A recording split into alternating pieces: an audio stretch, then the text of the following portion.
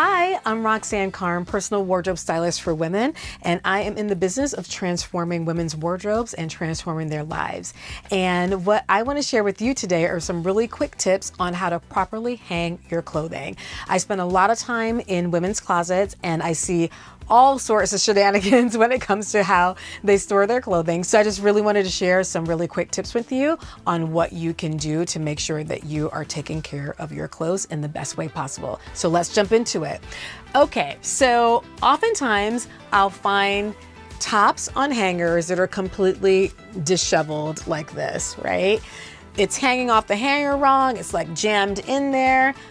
Not good. So when you're hanging your tops, one easy and quick rule of thumb for you is to visually spot out the seam on the shoulder, if it has one. Most tops do, not all of them do. But if you look for that seam right there, use that as your guide as to where to place the hanger on the inside of the top. So then it sits properly, right? It's not slouching forward, it's not slouching backward, it's right where it should be, and you can hang it right in your wardrobe. So just look for the seam as your little kind of guidepost and hang your shirts that way. Next up is hanging jackets or even tops that have openings. So in this case, here's one of my moto jackets. Whenever I hang my moto jackets, ladies, or any jackets that have a zipper, what I'll do is that I'll go in and zip it. And depending on the jacket, it may be a partial zip like this. This is all this jacket needs right here. But what you want to do is make sure that you zip it and close it to a reasonable place to prevent any sagging. Because what happens is that when you leave your tops or your jackets unzipped, it'll just fall where it falls. And as you put things into the closet, it may shift things and go like that. And then when you go to take out your beautiful jacket, it's not in the right shape. So we really, really want to maintain the shape and the structure of the tailoring. So take that extra step when you hang it up properly from the shoulders, go ahead and zip that right on up to maintain the integrity of the shape. So then we have some tops where we've got some buttons involved. What does that look like? How do we hang that? So this is a sleeveless collared shirt that I have, and it's just a simple button-up shirt. So what I usually do when I go to hang it up is, again, I'll kind of look for the seam. This one's a little bit different because the seam is actually a little bit forward, but that's okay. But then when I'm hanging it, I want to make sure that I am buttoning every other button or every couple of buttons. It depends on how many it has.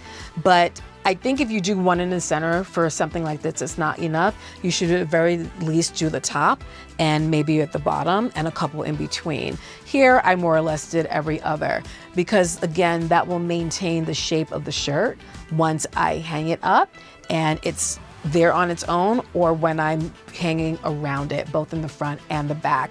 As you can imagine, when this is open, it's like the wild, wild west, right? It's going to splay open. It may wrinkle that way. It's going to be harder for you to get that out. So maintain the structure and just take a couple of extra moments to button up a few buttons. And then when we have our jackets, so our blazers, some blazers are one button like this, some have two buttons. If you have one or two buttons, it really doesn't matter. Button at least one. So here, all we want to do is button the blazer and leave it hanging, because when we do that, as you can see, it maintains the shape of the jacket. But if we were to leave it unbuttoned, all of this could happen. It could go like that. It could get scrunched up like this. We don't want to do that, all right? So let's button our blazers as well to keep that structure. And finally, when we have pieces that have certain adornments on it, such as this, this isn't really technically a sequin, but it's almost like it. When you have pieces that you really want to protect the fabric, you have a couple of options. You can either turn it inside out and hang it inside out, or you can put a breathable this is important now, a breathable garment bag over it to protect it instead of plastic. We never want to hang our clothes in plastic bags. But the reason why you want to do this is to protect the piece itself, but also protect what's next to it. A lot of times when I'm in closets for my clients and I'll see something that has like really cool sequins on it, or something that has kind of something, materials that are a little bit kind of tangible, what I'd recommend is the same thing to them. Turn it inside out or bag it, because you could actually damage the clothing that's around it.